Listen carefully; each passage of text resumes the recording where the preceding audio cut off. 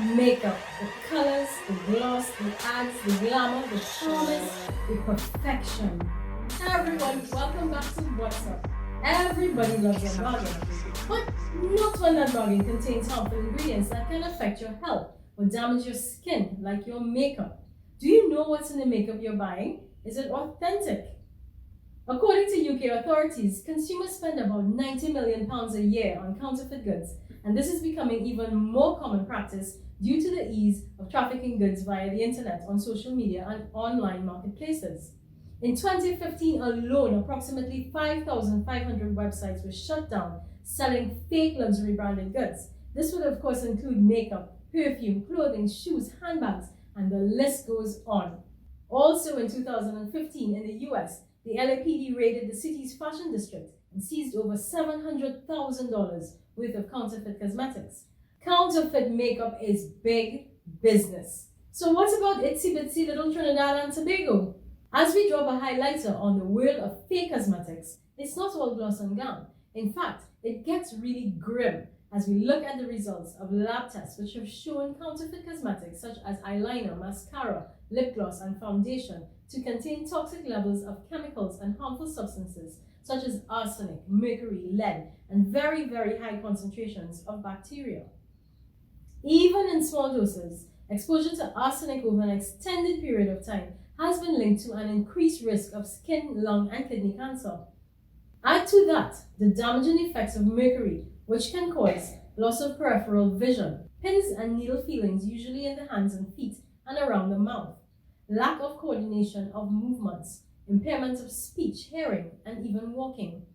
To see if there's mercury in your products, look for mercury under the following names: calomel, mercurous chloride, mercuric, and mercurial. Mercury is especially found in anti-aging and skin lightening products. But harmful chemicals aren't the only red flags. Fake-up is often produced in unsanitized and unhygienic factories where rat droppings and other poisonous substances can be found. So again, what about here in Trinidad and Tobago? Are we at risk? Are fake-up cosmetics in circulation? wzUP met with a celebrity makeup artist to find out.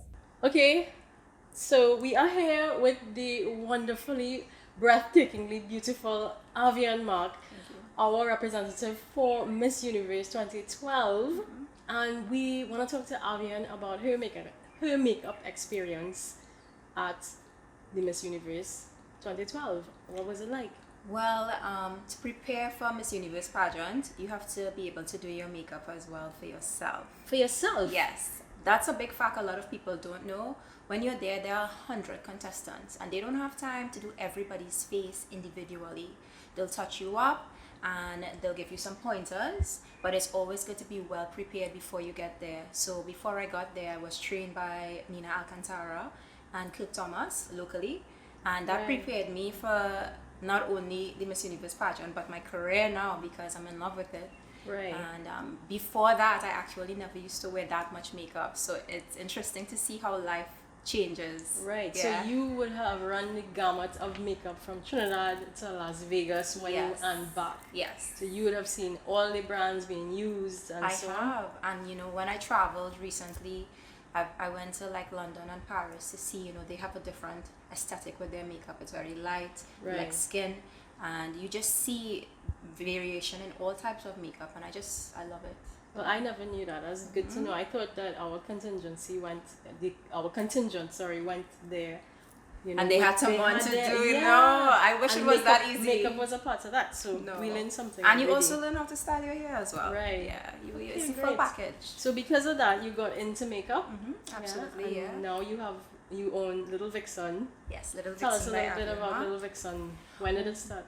It started in 2015 for me. Little Vixen is not just makeup, it's actually events and brand promotion. Oh, very good. Yeah, and a lot of girls, they would ask me, how do you get this job? How do you do this? And I said, interesting. I can't do every job in the world, so it'd be great if I could like train a girl or teach her how to do something, and she could go out there and be a part of my business as well. Right. So I started off with events, and then I decided that I will cut back on costs and I will do the girls' makeup. And they would go tell their friends Avionne did my makeup, then it would go from mouth to mouth, And it just and grew. it just grew, and gradually I decided to register the business. And So we're gonna go into our questions about fake makeup. Yes. Which is why we're here. We wanna know if possibly Trinidad and Tobago has been purchasing, consuming, using fake makeup on buying fake makeup on the market, if it's out there, if you've ever seen it.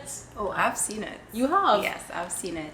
You can get it at popular streets in Right. Trinidad. You can get it at small businesses. You could even get it from people on the street. You know, when you pass by, you see it and you're like, oh, that looks very interesting. You can also see it at kiosks in the mall. Okay then. So it's very much widely available in Trinidad. So you have to be very careful, because if you don't have an eye for it, Right. you can pick it up. So how do you identify? How do our show a little earlier identified how to see fake makeup, or how do you identify fake makeup? How do you, Avionne, identify fake makeup? Because the hints and so on and the tips that we were given, it was like, look at the box, look at it. But because I'm not trained in makeup. I am saying that, look at the box, look at the brand, look at the this, look at the that.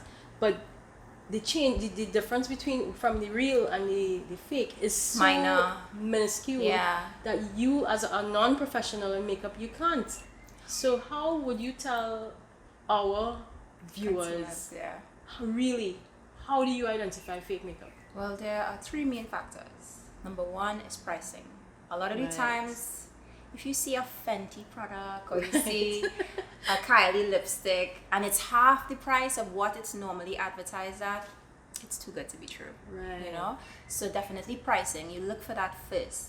Okay, some people do sell it at the regular price because they want to throw you off. They want to make a profit, Right. and you know, it's just unethical. So they go ahead and they sell it at the regular price. So sometimes you can't get thrown off at that, but you really also have to look at packaging, because Right. the packaging, they could have grammatical errors on it. Sometimes they might have inconsistency in the way that they have their letters, the sizing of the letters. There are little things that you can look at, even the shape of the packaging. You know, and a third thing would also be the consistency of the product itself. It could be powdery, or you wouldn't get the color payoff that you normally would from a more prestige brand. Like You know, the like vibrance. like if I put on my highlights and I find that it's very dull and it's powdery, more than likely it's fake. Wow. Yeah, so those are the things that you can look for as a consumer, a general consumer. Have you seen like fake makeup being sold online yourself? And Yeah, there are a lot of major websites that are very popular, that are very well known. People purchase for their business and personally to sell in Trinidad, and to just bring down and give to friends and stuff. And these websites are known, and they're advertised by all these YouTubers. So people go on there and they're like, oh, I could get this for cheaper, and I could do this. Right. And it's fake products, and you have to be really careful. And you could also look at where they're coming from. You know, look at where they're being produced. They might not have a lot of information when you're purchasing on that website as well. So yeah, they are widely available about manufacture, about like online. where Yeah, it's being shipped the from. product. Sometimes the Right. product listing, they will not even have that. They'll just say, you know, you can get two at this price, and you're like, Okay. wow, that's a steal of a deal, and Right. click. And there's no origin for how the product where it's no. coming from. Yeah. Okay. You know, and there's different vendors too. You know, you're just stuck. You know, Right. you have to pay attention, because these things can harm you. Have you ever seen the actual effects of fake makeup, as in the harmful effects that it could do? Yeah, I've seen people have actually come to me before, and they will tell me their horror stories as well, because you might see them show up with like a swollen eyelid, and they'll be like, oh, I went to this makeup artist and I am sure her product was bad, because, and I'll be like, it could either be bad or it could be fake, because they'll have a swollen eyelid or like a swollen lip from like a poor liquid lipstick. Right. Or a replica liquid lipstick, and Sometimes it might be dirty brushes as dirty well. brushes as well, even skin rashes. A lot of some people don't break out at all, and they'll obviously have this big breakout from using a fake foundation. You know, Right. Okay. so I've seen people come to me with that before, and it's very scary.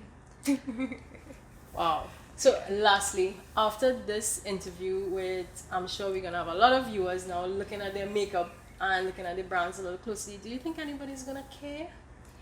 If you care about your health, you would care, because these products are toxic, and you know, they have lead in them. Do you really want to, you have lead poisoning? That could harm your kidneys, that could harm your joints. So they should care. They should care, because it's important not just for your health, but it's important to re-educate your friends, because you don't want anything to happen to them as well. And you also want to not give these people business. You want this business to disintegrate, and you want to move forward and help support your favorite celebrity. You want to support our local brands that are doing well. You know, you want to give the people who are working so hard to ensure that you have a healthy product and a healthy lifestyle. You want to give them their money and give them the business so that they can continue to give you that. Yeah. Okay. Thank you very much. Thank you for having me. Thanks so much. Here are 5 ways to help you identify fake cosmetics.